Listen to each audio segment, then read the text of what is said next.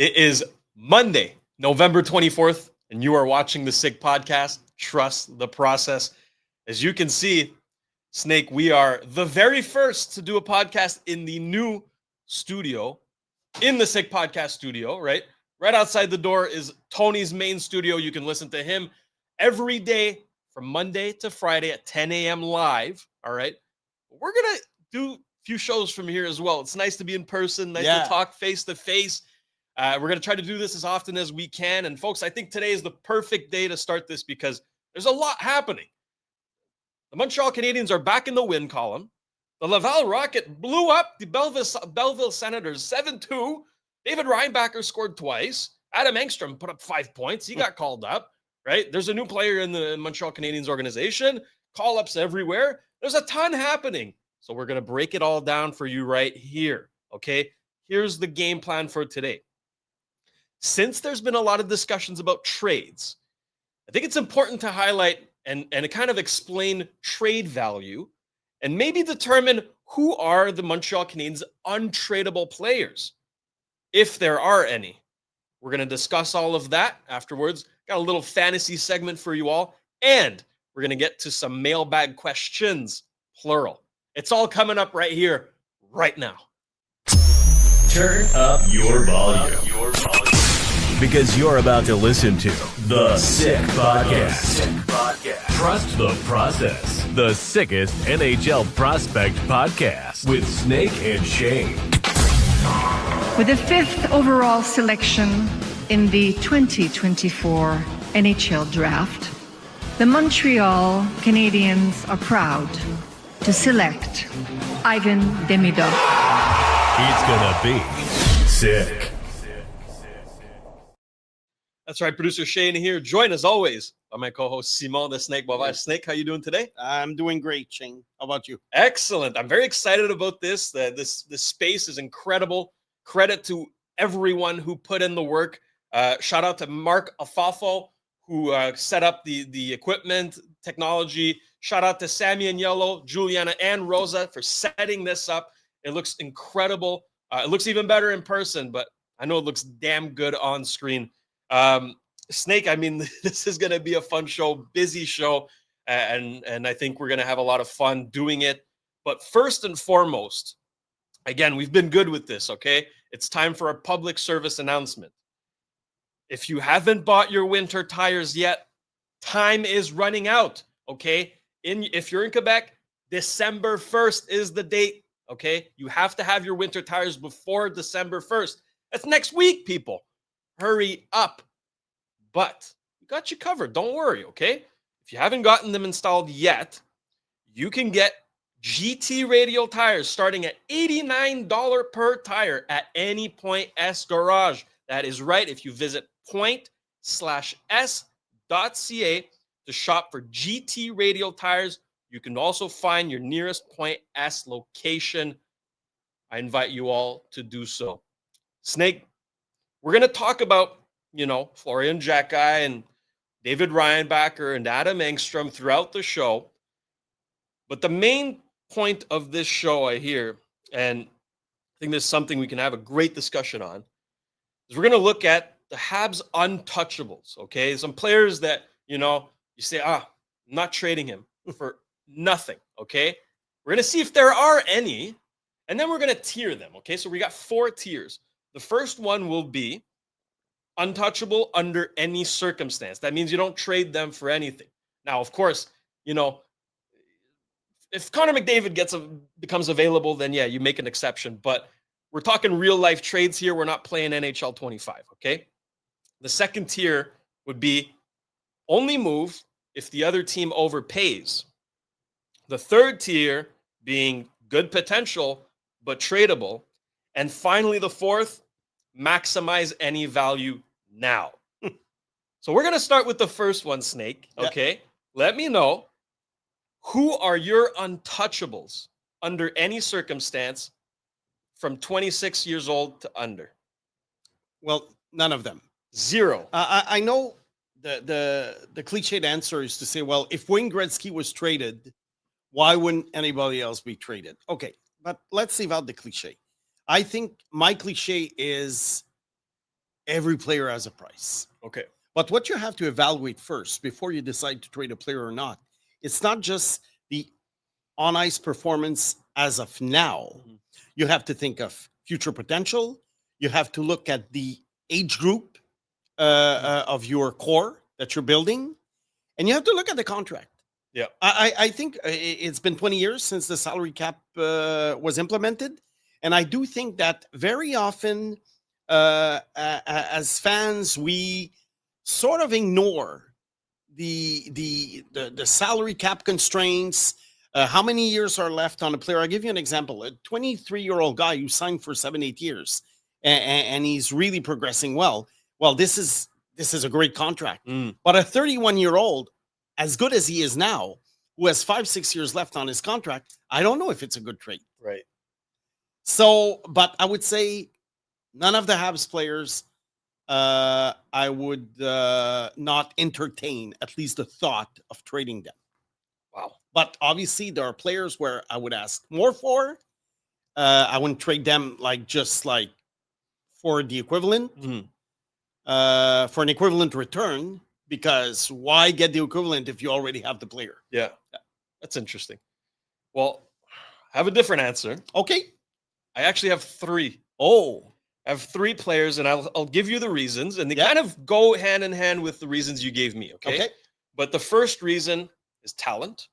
The second is culture. And the third is contract.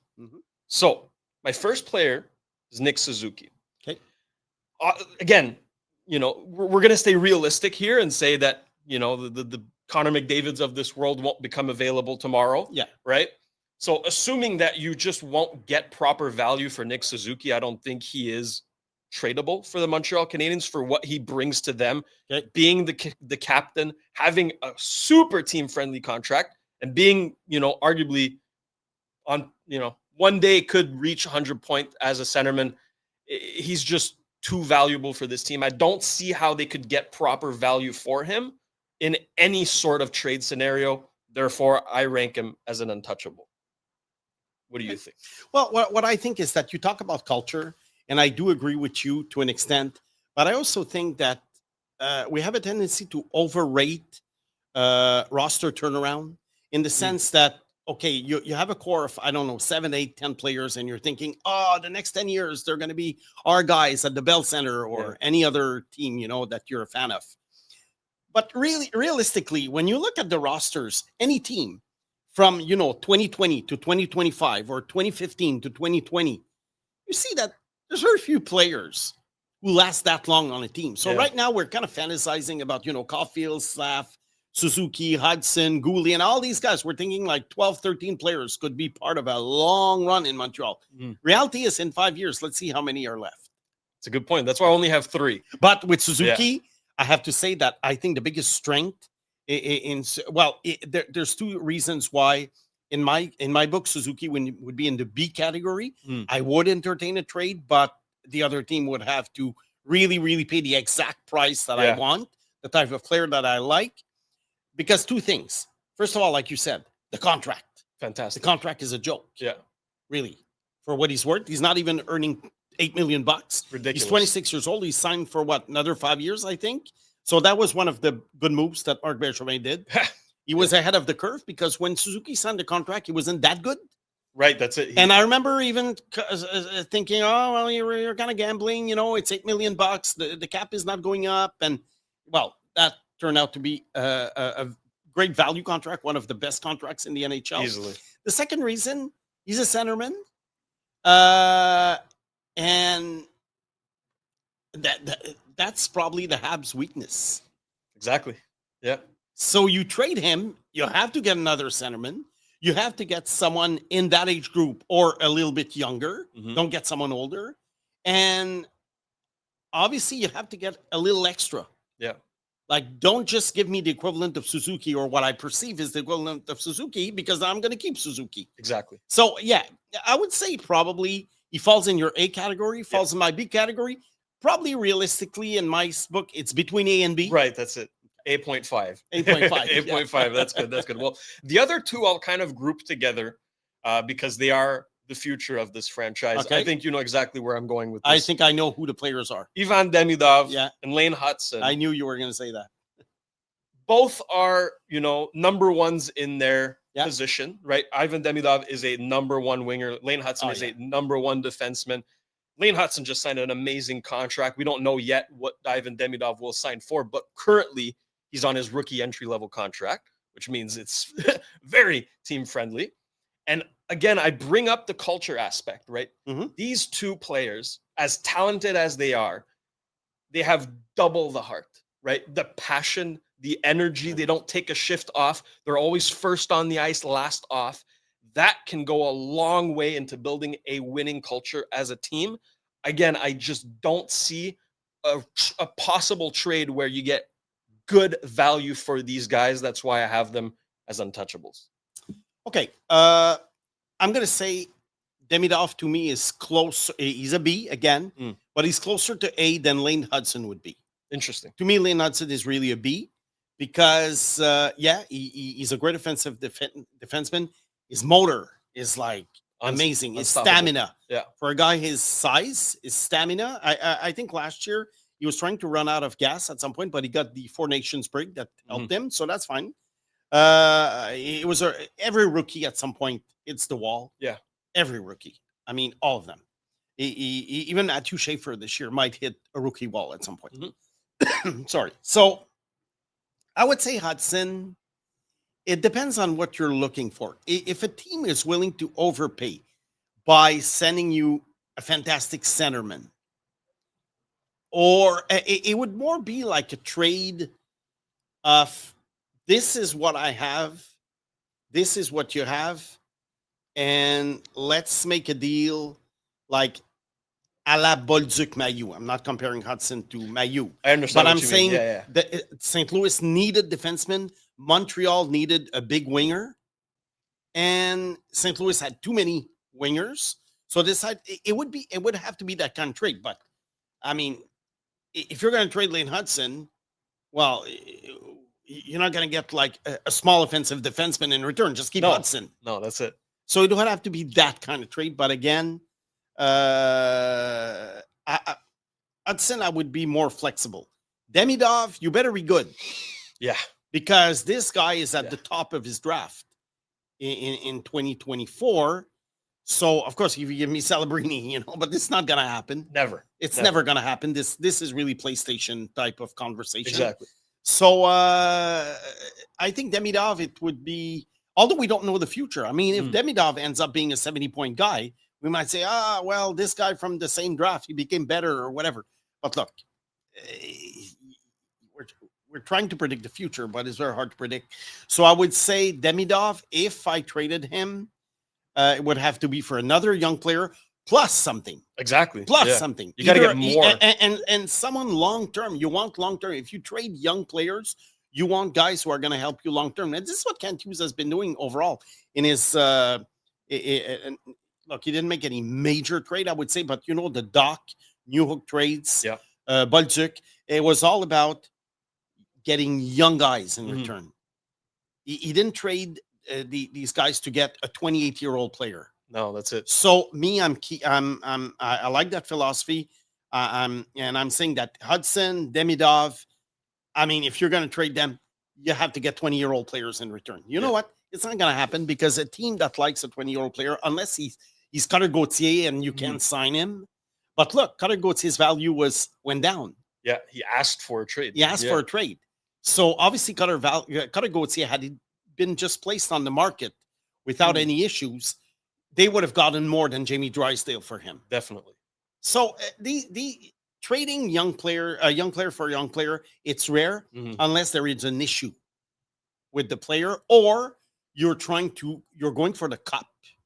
And, I'm going back to the old days, but when Dallas traded a young 19-year-old Jero McGinley, right, and who became a superstar, but they wanted some immediate help. They got Junior Nieuwendyk 4 years later. They won the cup, and he won the what's the trophy? Conn Smythe Trophy. Correct. Okay, but that's rare. That's rare. How many times do you see a team going for the cup, and they're going to trade a great young player for a veteran? I never see it. You see mistakes like Philip Forsberg in Massive. 2013. That was a Yep. mistake. But you don't see this anymore. I mean, general managers and scouts, and they're much better at their job than they used to be. Correct.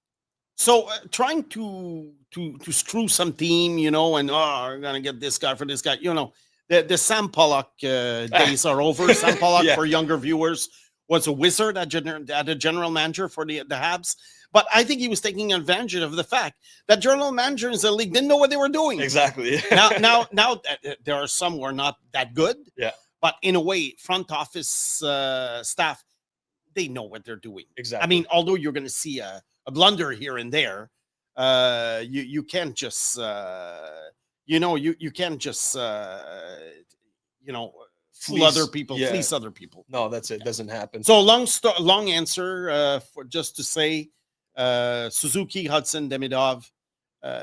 I gotta get more than I think they're worth Okay. in return. But you would be comfortable trading them Well, for under the right like circumstances. Yeah. I say, no player is untouchable Interesting. in my book. Okay. But is Matthew Schaefer close to untouchable?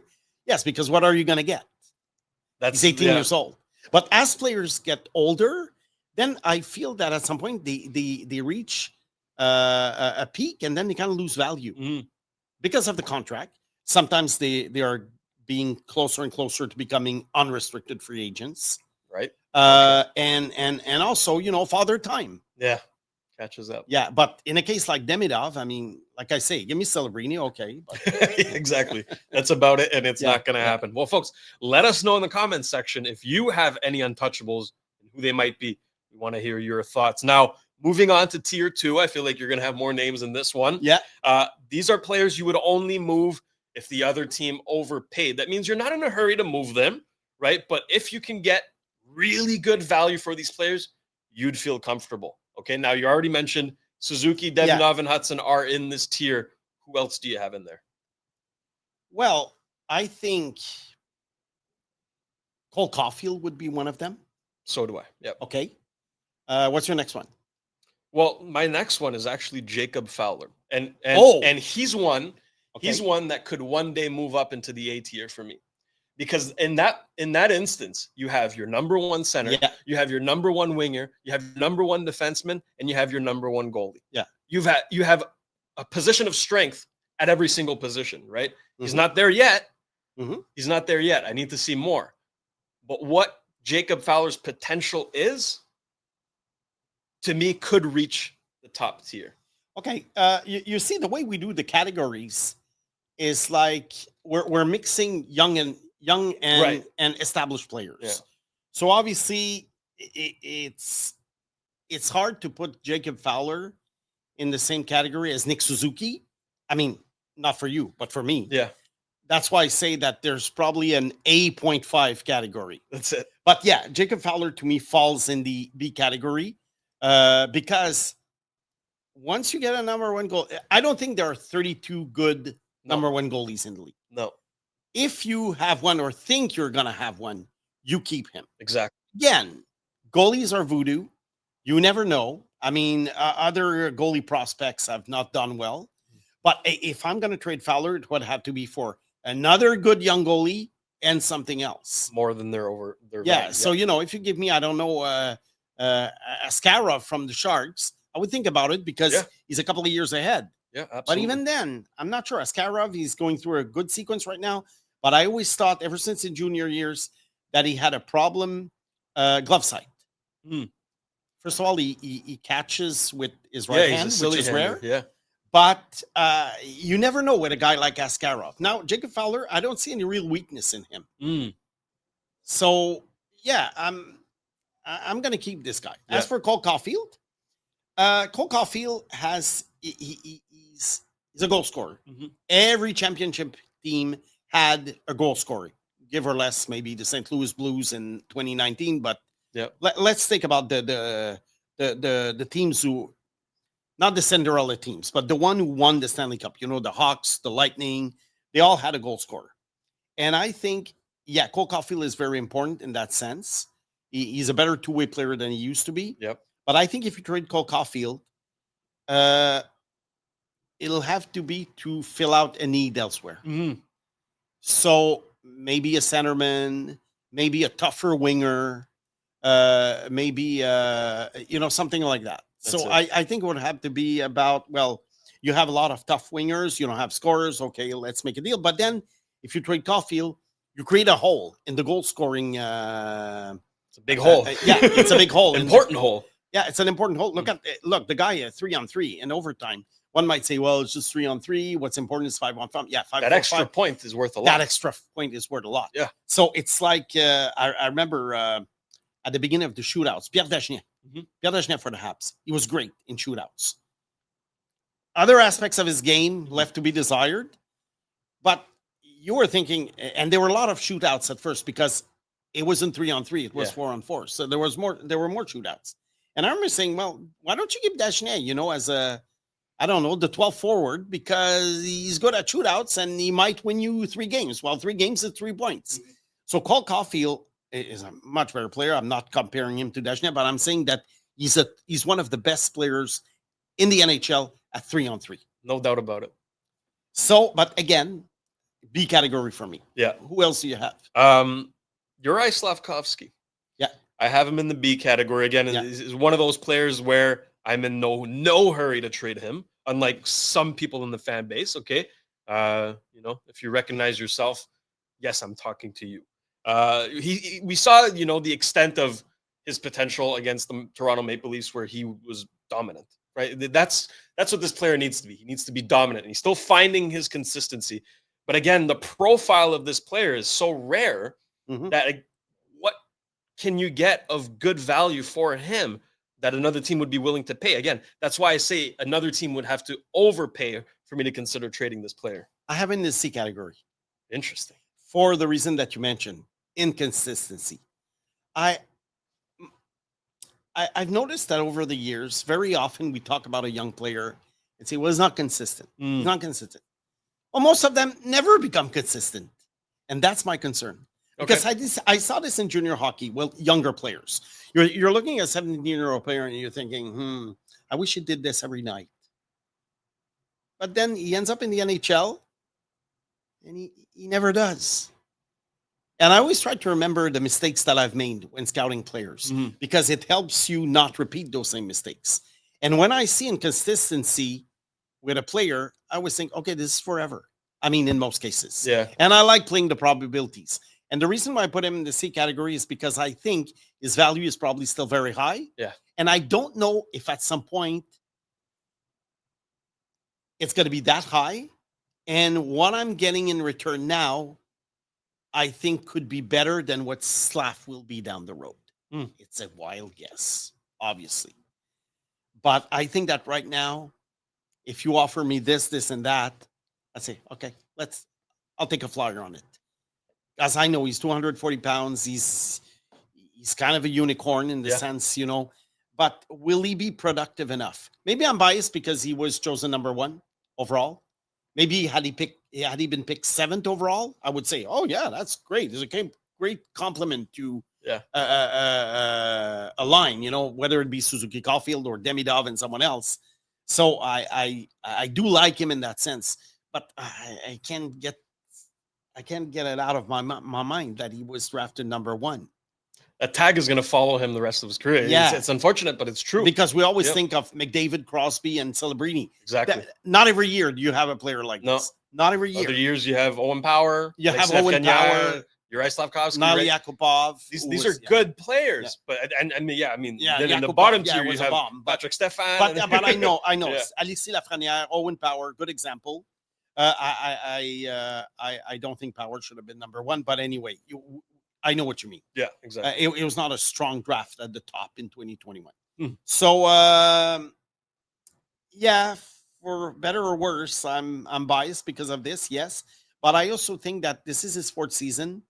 I see what you see, but I'm sure this guy is more value than he's more valuable now as a trade asset than he will be as a player in the future. I'll be wrong, but C category for me. Interesting. You want me to give you another B? Yes, let's do it. I'll give you a B. David Runbacker. I have him in B as well. Okay. Yep. David Reinbacher, I think,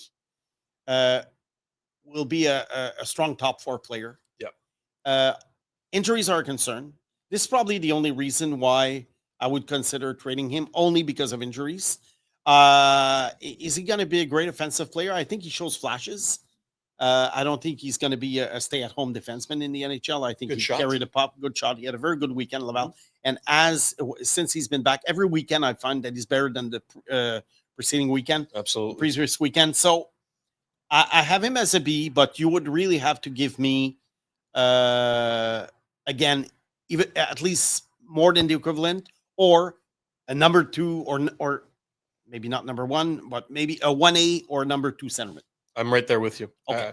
I think that the profile, right? Again, it's about scarcity, right? That's also why I have Uri Slavkovsky in there, because I can't really name many players who can have the impact that he can have. I like the upside too much, right? That's Okay. I'm kind of sold on that, even though there is some inconsistency when he's on. He's unstoppable, right? David Reinbacher, I think he's kind of like, the cherry on top for a contending decor. Exactly. Right? It's like he is the perfect complement for a player like Lane Hudson. Mhm. Can play big minutes in any situation, penalty kill, could even fill in on the power play if need be. Again, the injuries, if they start being redundant in the same area without any contact, that's when the red flags start to go up. So far, I'm not completely worried yet. So I agree with you, B tier. In the B tier, Noah Dobson. So do I. Is that where you have him? Yep. Well, look, you just signed a long-term contract. I don't think he's going to be traded. Otherwise, why would the Habs have gotten him if they're going to trade him? No, But that's it. for the purpose of the exercise, I would say again, same as before. Give me a guy at another position of need, Mhm. or give me another defenseman that I might like more for, whatever reason. Yeah. But this is not really some guy that you're going to look to trade because you just signed him. Now, what is he worth? He was worth 2 first-round pick. 2 Two first and a mid first-round picks. Plus, pretty good supporting player. Yeah. Pretty good one. Heineman was good in Montreal. He's even better in Long Island, but I think in Long Island he might be he might be a little bit overused because they don't have a great depth chart. He's on the first line. I don't think he's a first-line player. I think this is going to wear out at some point. Although Lehkonen in Colorado played with McKinnon, he was a good compliment. Sometimes it's a matter of chemistry, mix. Yeah. Trying not to have the same type of player on the line. So look, Dobson was worth quite a bit for the Habs. So we'll see. What's your next one? One of your favorites. Yeah, Zorovsky. Alexander Zorovsky. Okay. Look, Snake, what we've seen so far, again, it's a small sample size in the KHL, but it is eye-opening. Like, if you're not impressed by what you've seen from Alexander Zorovsky, you need to listen to more of this show, okay? Clearly, we've been telling you people he's special. He's very special in the fact that he's, he can play on the wing, he can play center, play on the power play, penalty kill as well. He had a shorthanded goal this weekend. Like, this is a player that has an immense upside.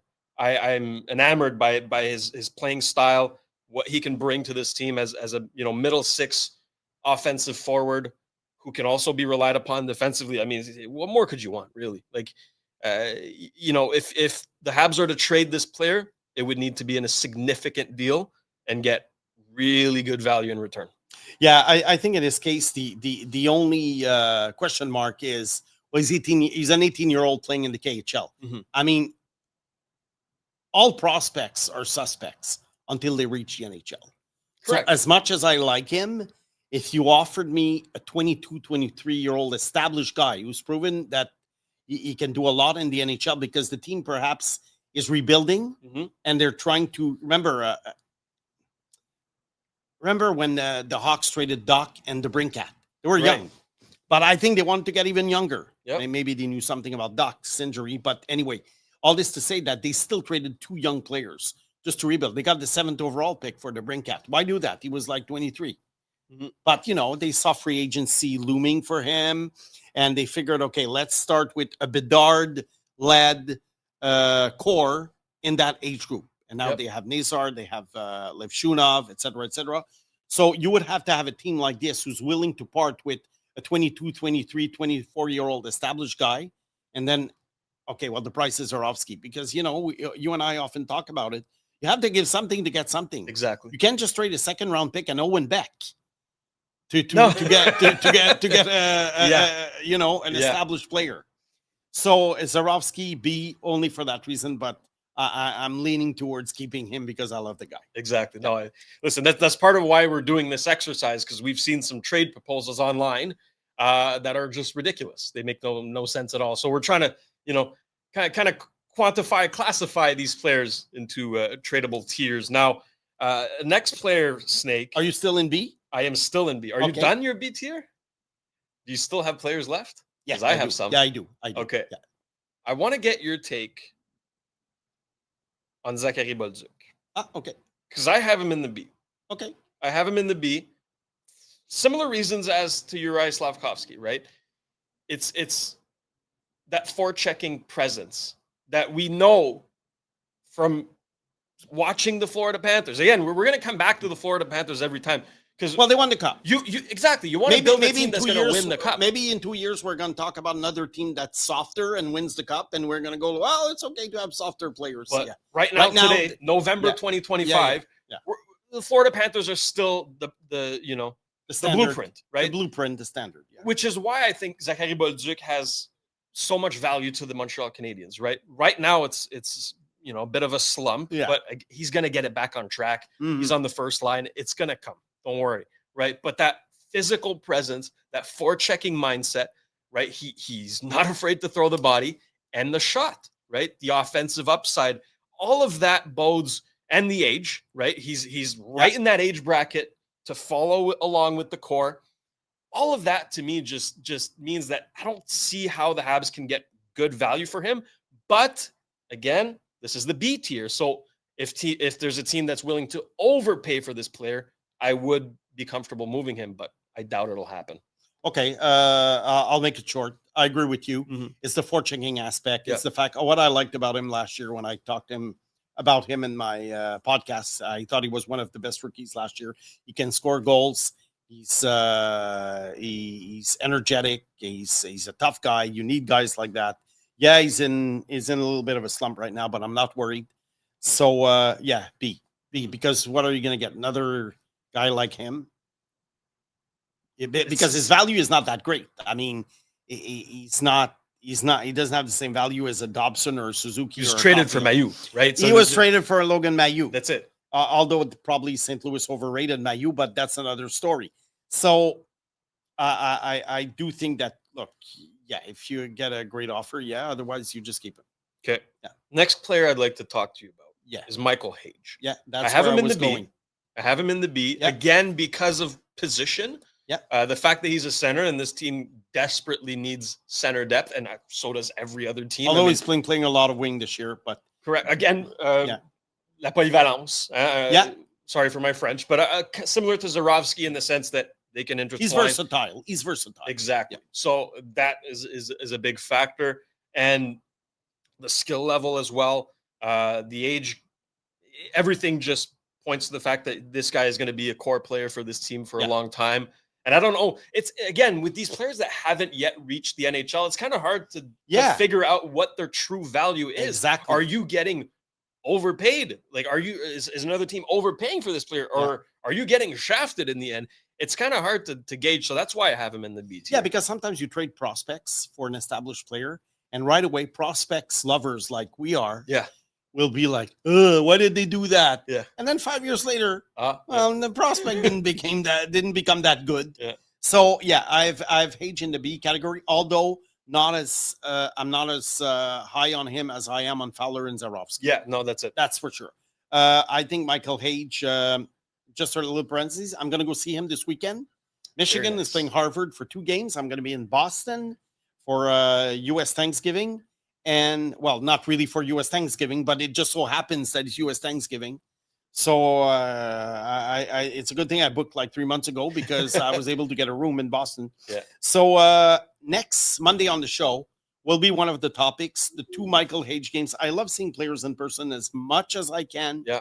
Because as much as I watch video and everything, and we'll talk about it later on the show, the way I scout, because there's a question about it. Yeah. So Hage to me, yeah. Again, I would have to get a 22, 23-year-old established player.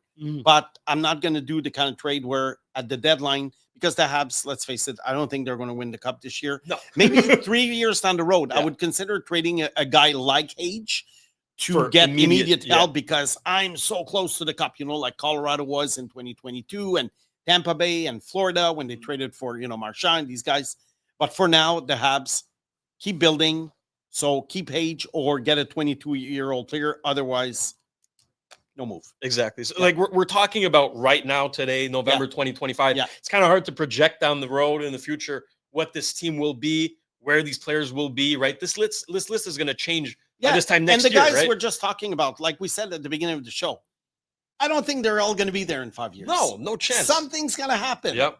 Correct. They're not all going to be there. Do you have other Bs? So I have 2 B.5s. Okay. I have 2. Okay. And the first one, let's have some fun with this one. Okay. Yeah.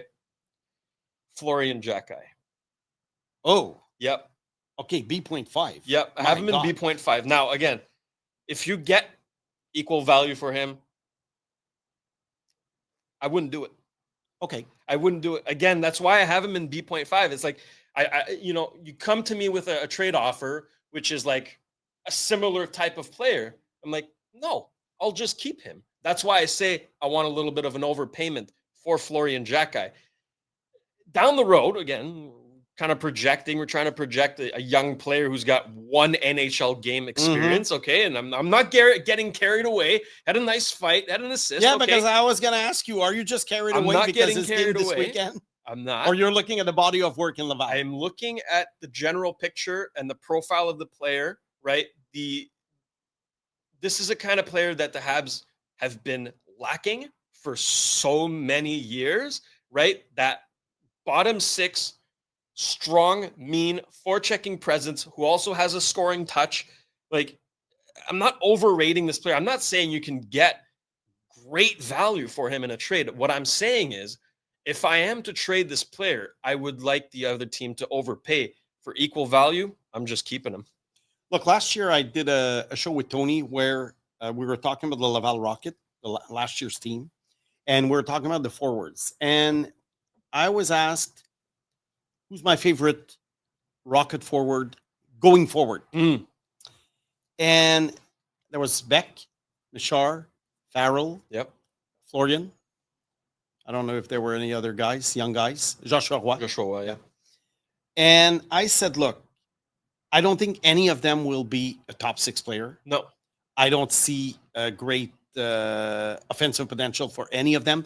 Florian was scoring a lot last year, but remember, shooting percentage was like Unsustainable. 24%, I think. But I said to Tony, I said, I think it's Florian. Yeah. He has the best chance of being useful to the Habs. Precisely. Because guys like Beck, guys like Michar, Farrell, can they really be useful as part of a mix? Mm-hmm. First of all, can they reach the NHL?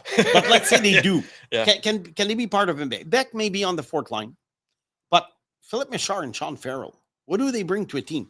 They're the kind of players that in the old days, maybe 25 years ago when the NHL started expanding. Yeah. Minnesota, Columbus, Atlanta, Nashville in the late 90s. The expansion draft didn't have the same rules as they do today, and the Vegas Golden Knights were able to become the Knights. No, these teams were made of players that were really, really bottom feeders, and I think guys like this, Michar or Beck and company, Farrell, they were the type of what we called at the time expansion team players. That's it. They can help out for a couple of years. They get 40, 50 points because no one else is scoring on that team. But Florian, he brings another dimension. Yep. But I would still have him in the C because there's uncertainty. And remember, Shane, sorry, every show. No worries. I'm sorry, guys. I think that Arbor had more value a couple of years ago for other NHL teams Yeah. that he does now. Oh, there's And no doubt. sometimes Yeah. I think fans would be surprised of what the Canadiens were offered for Arbor.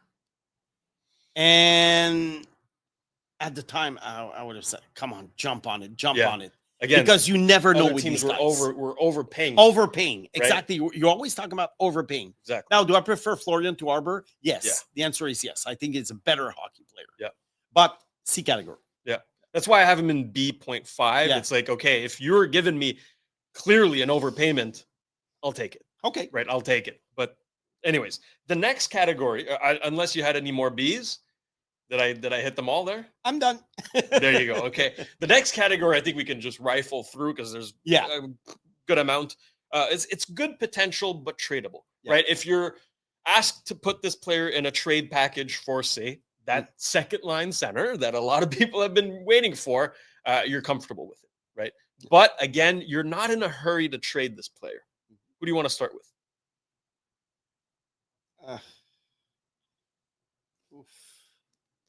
I'm getting to the D category now. Just get something for him. Oh, yeah. At this point, really. So let's go with Adam Engstrom for a second, right? Again, he's been in the news, right? Okay, 5 points. Sorry, I think Adam Engstrom would fall in the C category. Okay. Yeah. So that's one guy I have in the C. C category. I'm okay. It's like good potential. I'd forgotten to write him down because he wasn't with the Habs before the weekend, and when I started preparing this, that's okay. Yeah, C category. Adam Engstrom. I see him as a possible third pairing guy. Exactly. Yeah. Good potential, but tradable. Exactly. Okay. What about Alex Newhook? Alex Newhook, I'm always wondering what kind of chair will he have? What will be? How can he be useful to a Habs championship team? Because remember, here on Trust the Process, we're trying to build a championship team. Always. Not just a good, entertaining team for a Saturday night at the Bell Center. Yep. We're talking about the Cup on St. Catherine Street, the parade. I don't know what his role would be. So between C and D for me, in the sense that, look, he still can score 15 goals. He's fast. Yep. He creates things, but overall, he doesn't have much of an identity. So I would say between C and D. So you don't necessarily get rid of him, but tradable. And if you have something who's kind of in love with him because he was a first round pick, 16th overall, jump on it. Oliver Kapanen. D. Trade him as much as fast as you can, as long as he has 7 goals and 4 assists, 11 points, quick, before he goes back to Liga. Oh, okay. Interesting. So you don't like his NHL potential at all? No. Not even as like a third liner, face-off kind of guy? No. Maybe a PK guy. Yeah. But, these guys can be found very easily on the free agent market. So, again, we're going with value. I think his value will never be as high as it is right now. Yeah. His value is going to go down. Even, let's say he becomes a fourth liner, Shane, okay? Let's say he becomes a fourth liner and he carves himself a career, not the same type of player, but a la Michael McCarron. Right. Okay? Michael McCarron is having a career. I made fun of that selection, but the guy's still in the NHL, is making money on the fourth line. But the point with Kapanen is, I knew he could be a fourth liner. I knew he could carve himself a career. But my point is, right now, he'll never be worth as much as he does today. So my opinion. So that's interesting because the D tier is maximize the value now. So Snake, what you're saying is his value is at the highest you think it'll ever be. I think so. And if the Habs strike now, they can get really good value for him. I think so. That's interesting. Okay. Let me ask you then about a player whose value has dipped tremendously in Kirby Dach, right? If you trade him now, you probably won't get great value for him. But again, we saw this season, there were some games that he really took over. Still has that potential. What do you think with him? Look, he's a year and a half away from unrestricted free agency, I think. I think he's 1 year. 1 year and a half. Well, not the end of the year, but I think the following year. I think he's going to be UFA in 2027.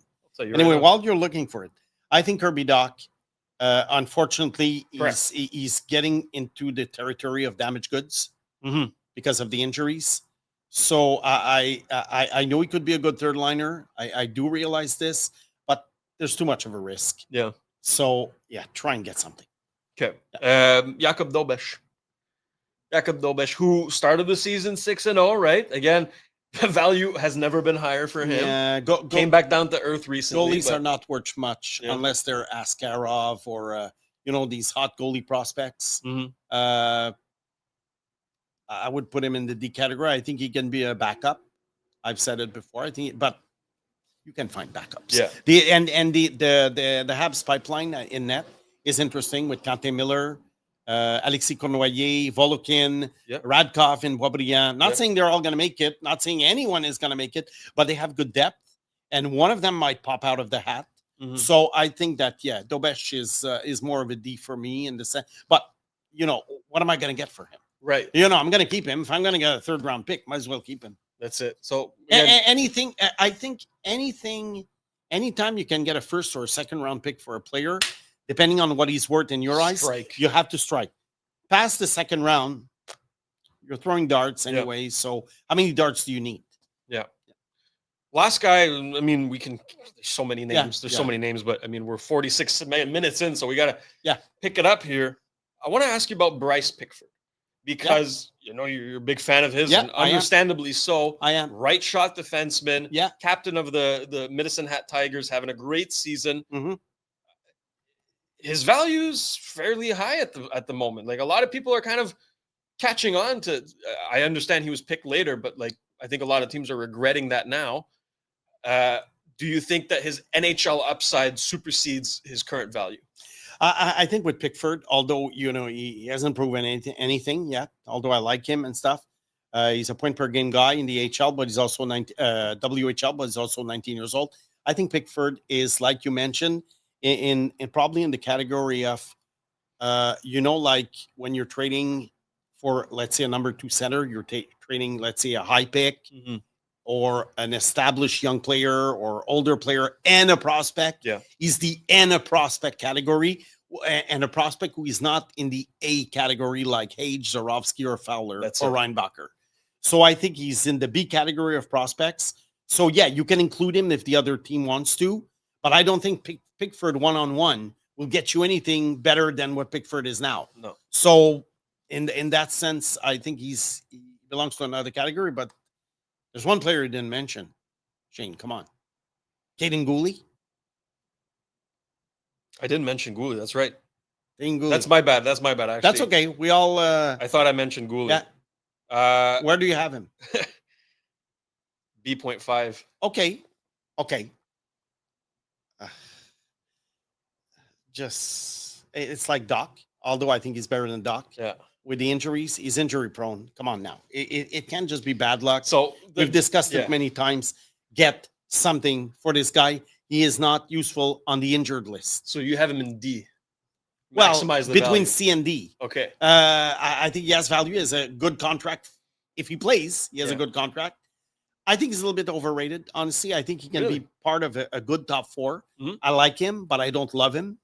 But he has a good contract. He's tradable in the sense of the contract and the value on the ice. But are other teams concerned? Yeah. With the injuries, as I am, they probably are. But yeah, I would get something for this guy because I don't think in the end he's going to be the type of guy for the next 6-7 years who's going to play at least 75 games a year. I do not see it. So you would have asked me that last year. I would have said he's a B, right? Yeah. But now I'm shifting him to B.5, borderline C for the injuries. And the latest injury is very concerning because it's a non-contact injury. He was just skating, popped. That's not good. No. However, I'm a big fan of his upside. And here's the thing where I'm kind of like teetering is Mike Matheson, right? And we're not going to talk about Mike Matheson because he's over 26. Yeah. But he's 31. Yeah. He's having such a good season. Uh-huh. And it's a contract year. Yeah. If you re-sign Mike Matheson long-term and you have Adam Engstrom in the pipeline, you have these other defensemen, then he becomes expendable. But don't wait too long. But that's the thing. It's like, that's a really hard player to kind of gauge because when he's healthy, I really like his upside. I think one day he could be a great partner for Noah Dobson. Those two together, I think you see him healthy, bigger than could I be do. fantastic. I think you see him bigger than I do. He's a good skater. He's a good defensive player, but I think you and a lot of fans see him bigger than I do. Really? I see him as an okay defenseman, good defenseman. Like all 32 teams have a Caden Gooley. I don't think he makes a difference, but on top, but with the but because of the injuries, to me, he's. I mean, at some point, you have to make a decision. How long do you wait for a guy who's always injured? And that's part of being a useful player. Yeah. I mean, Nick Suzuki, I said it. Availability is your best. I see Nick Suzuki beating Phil Kessel's record. Look, he's one, what is it? Broken glass away from missing time, like Jack Hughes. We all know that. But I think if someone's going to beat Phil Kessel's record in the next few years, I see Nick Suzuki. And, that's valuable. Absolutely. That's valuable. Absolutely. So that's why Caden Gooley, to me, try and get something. That's fair. Yeah. That's fair. Okay. Real quick, we'll fire through the maximize the value now, right? Yeah. There's other players that we can talk about. If we didn't mention them. Just give me your list. I go yes or no. Yeah, exactly. Yeah. Joshua Roy. I don't think you can get anything for him, but go. Sean Farrell. I don't think you can get anything for him, but if you can get something, go. Okay, so maximizing the value. But again, I have the caveat is you need good players, good veterans in Laval. Yeah. So is Sean Farrell a good Sean Farrell Laval?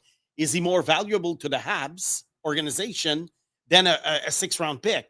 I would say yes.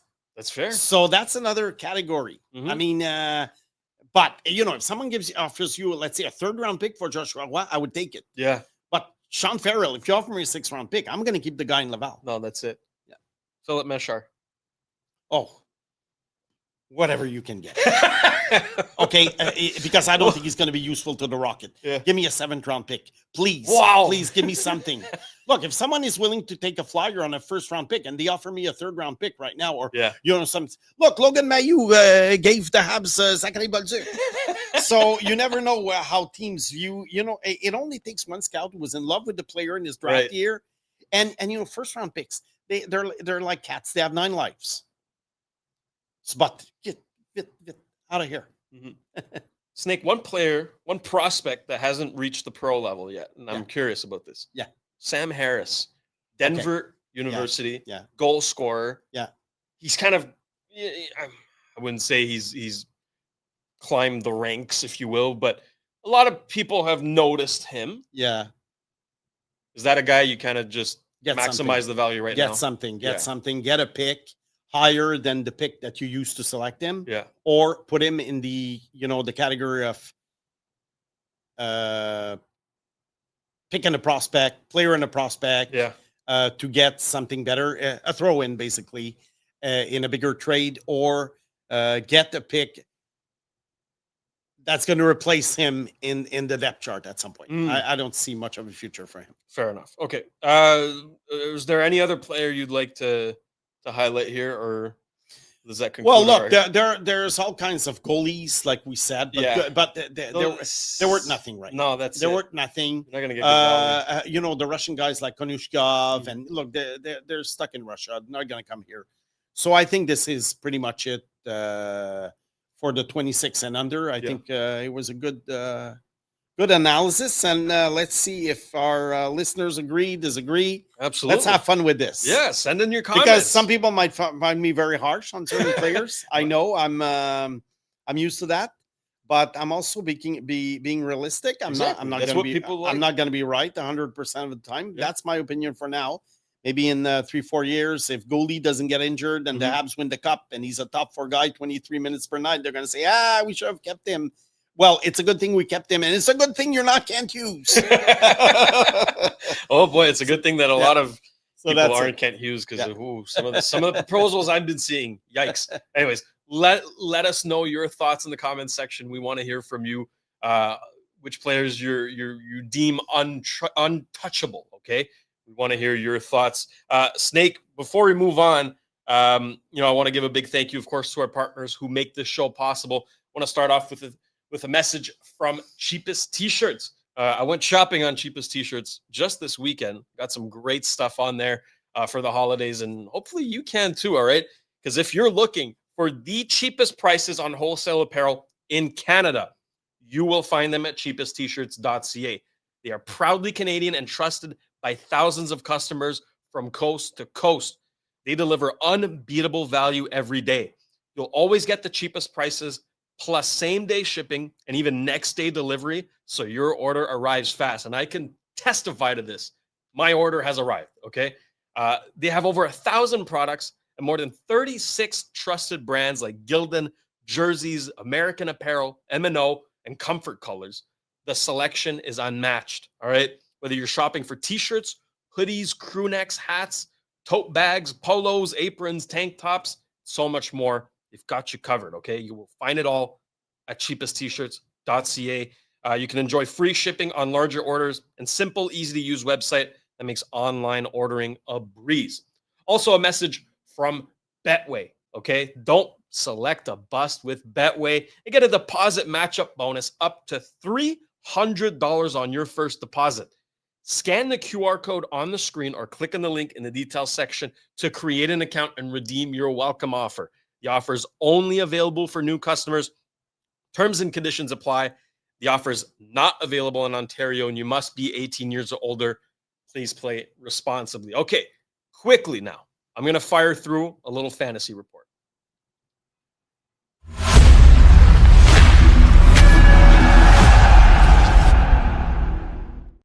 Snake, today the focus is on injuries. Oh, okay. There are some major injuries in the NHL, and I know it's impacting some of your fantasy teams. I want to give you 3 main injuries and who the main beneficiaries of those injuries are. An injury to one is an opportunity for another. Yep. Let's start with the glass man, okay? Oh. The guy that I have on my team, Jack Hughes, damn it, is out for 8 weeks after slicing his finger by leaning on a glass. It doesn't matter, okay? The New Jersey Devils are without their number 1 center, so who steps up now? All right, obviously, Nico Hischier has taken his role as the number 1 center, but he's rostered in most leagues, right? So you can't really pick him up if you had Jack Hughes. However, Dawson Mercer is 54% rostered. He moves into that second line center role and first power play. Go get him if you haven't already. Second guy, Mark Stone. All right, the man made of chocolate in Vegas. Always injured. But anyways, no timetable for his return. And the beneficiary is Braden Bowman.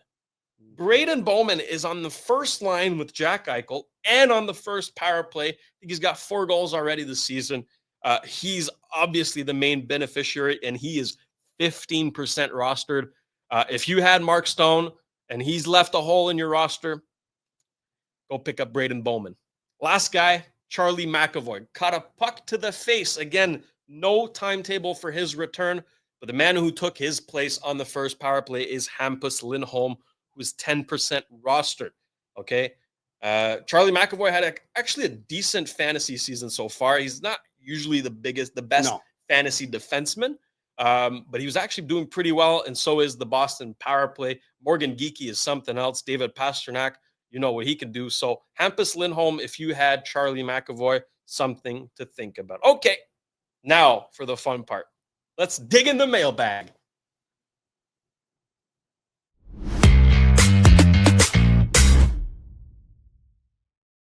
Now, I know last show and the last few shows, I invited our viewers to send in your questions, all right? I kind of pressed you guys, send in your questions. We love it. We had a show that didn't have any questions, so like, come on, send in your questions, and you guys did. And you sent in some great questions. So what we're going to do today, usually we only take 1. Snake, we're going to take 3 questions today, okay? Let's bring That's what we do on my French podcast. The first one here from Michel Lapointe. The question is, do you agree that the Habs contention window is linked to Suzuki unless they can find a new first-line center eventually, which is unlikely, as I mentioned earlier in the show.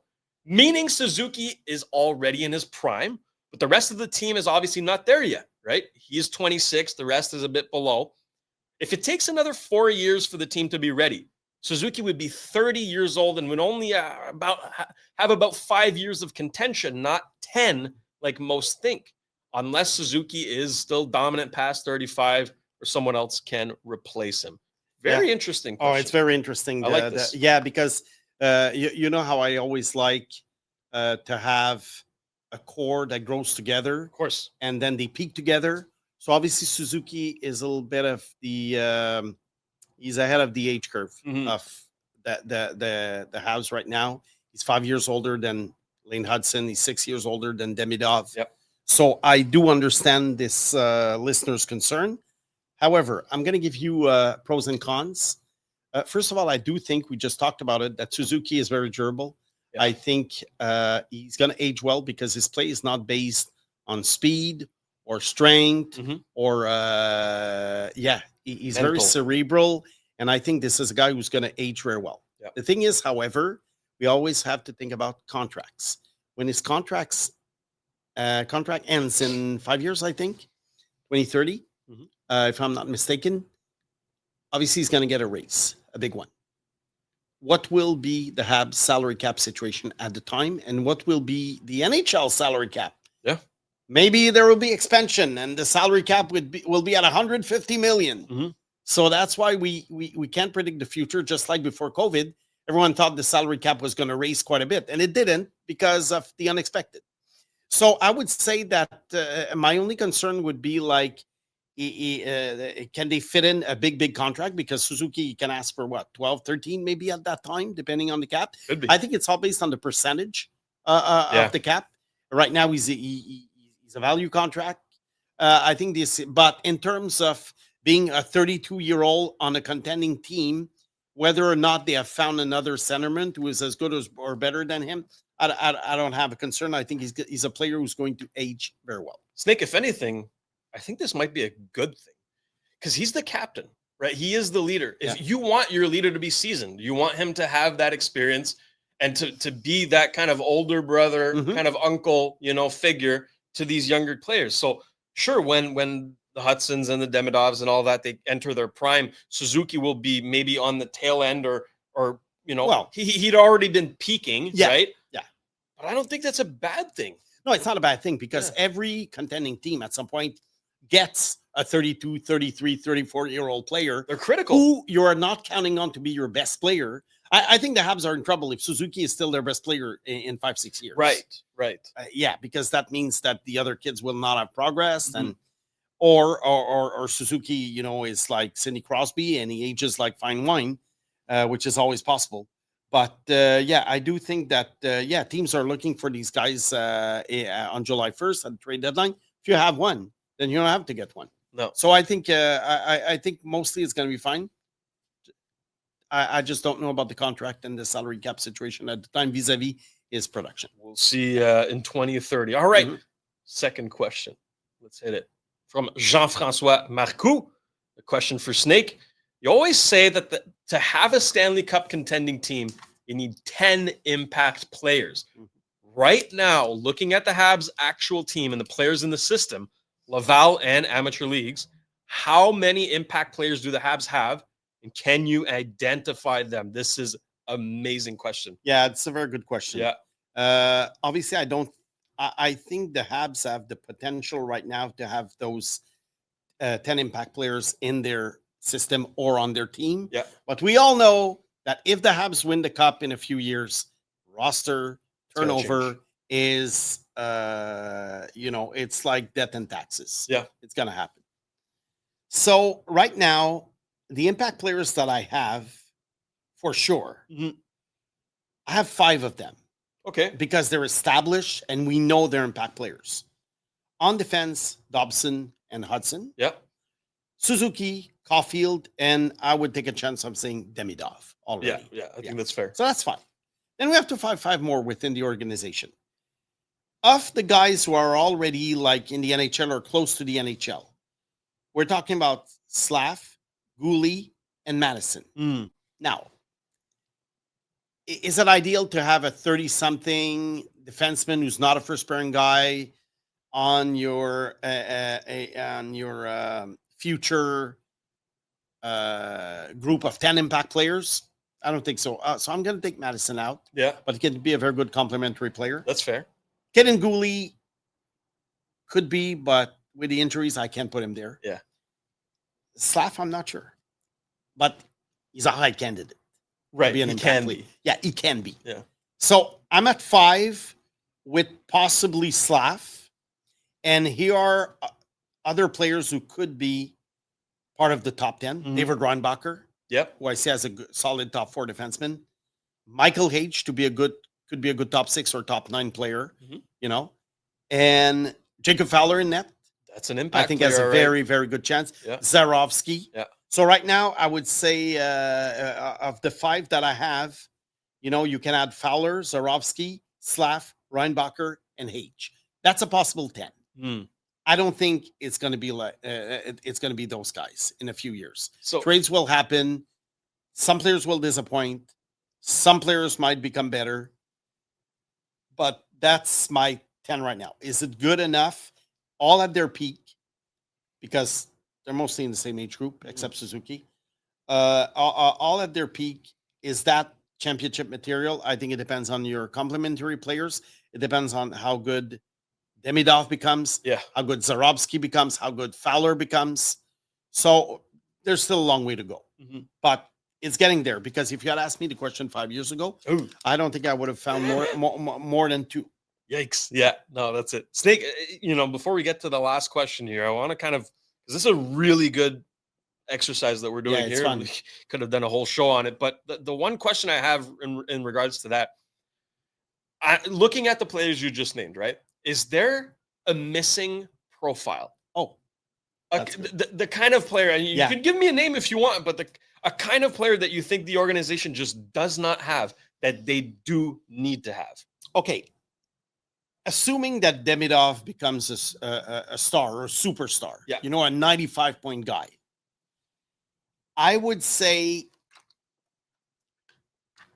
a guy who could be as good as Demidov. So We're talking about cup-winning team. Oof, yeah. A guy who could be be a tag team with Demidov. Okay. Could it be Zarovsky? Could be. I'm not saying no. Mhm. I love Zarovsky. Yeah. But you need another star, another star to go with the guys that they have, because, and I'm talking borderline superstar, Mm-hmm. because we use the term generational a little bit too loosely right nowadays. Yeah. Star, superstar. I think that's the category that they need, because I think defense-wise, okay, maybe another tough defenseman. Mhm. Yeah, as an impact player, I think they count. Maybe so it would be either another star and or another, like a Zadorov at his peak. Right. Okay. Okay, that kind of player, maybe. I think that's fair. Again, Snake, we're building a contending team, right? Yeah. So we're looking at the Florida Panthers. Yeah. Alexander Barkov, Sam Reinhart, Matthew Tkachuk, and I guess you could make an argument for Brad Marchand to be like those kind of superstar forwards. Yeah. For the Habs, you mentioned Suzuki, you mentioned Demidov, and then Zarovsky, Caulfield are like, on the side sort of thing. So I think that's Caulfield is the goal scorer. That's his. That's how he fits with the Habs. sort of like a better Carter Verhaeghe in a sense. If we're talking the Florida Panthers, right? It's That kind of situation. That kind of situation. But okay. is Caulfield? Does he drive a line? No. No, that's He's an impact player. Yeah. But is he necessarily a part of a big like core 3 or core 4? He has to go down the depth chart in terms of like the Habs' best forwards. Yeah. He has to go down the depth chart for the Habs to be more of a contender. That's fair. Yeah. Excellent. Thank you for the question. Last one. I like this one a lot. It's from our friend Stefan. Sorry if I mess up your name, my friend. Snake, what is a day in the life of Snake? How many hours do you spend watching prospects in one day? And how long does it take for you to learn about each year's prospects? Okay, this is a loaded question. This is not a 30-minute interview. so I'm just going to go like answer as much concisely as I can. Yeah. I would say that during the season, let's say September to April, I try to see at least 2 games a week live. Could be junior hockey, could be NCAA, could be midget AAA, could be NHL, AHL. So I try to see a couple of games live. So that's part of my routine. Yeah. Now, for junior players, I usually watch shifts. So I do watch games, but I try to focus on shifts of players. Sometimes I'm watching a player, I discover another one because it saves me time. Yeah. So what I do usually, I do this in the morning. I'll spend an hour or two watching players, what they did recently and everything. 2026 draft prospects, also drafted players who are prospects. I focus on this, and I have my job as a scout with Get Snow.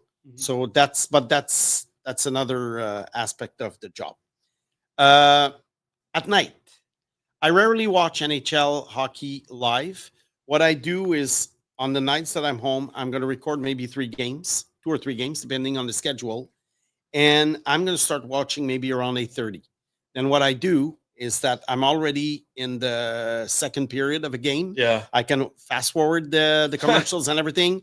And when the game ends, I start the other one, which I fast forward, finish around 11:30 or something. So I can watch 3 games in 3 hours. Finish around 11:30. If I'm still, willing to stay up and there's a game on the West Coast, then I might watch maybe a period or finish the game if I'm really, really not, I don't feel sleepy. So that's what I do. And there's one night per week that I keep to myself to do something else. Yeah. That's during the hockey season. So it could be a Friday night, could be a Sunday night. I keep, because I also like the NFL. And believe it or not, I have a girlfriend. Yeah, that's so what I was saying. Like, yeah, but I don't have kids, so that really helps. Yeah. But those who have kids know what I'm talking about.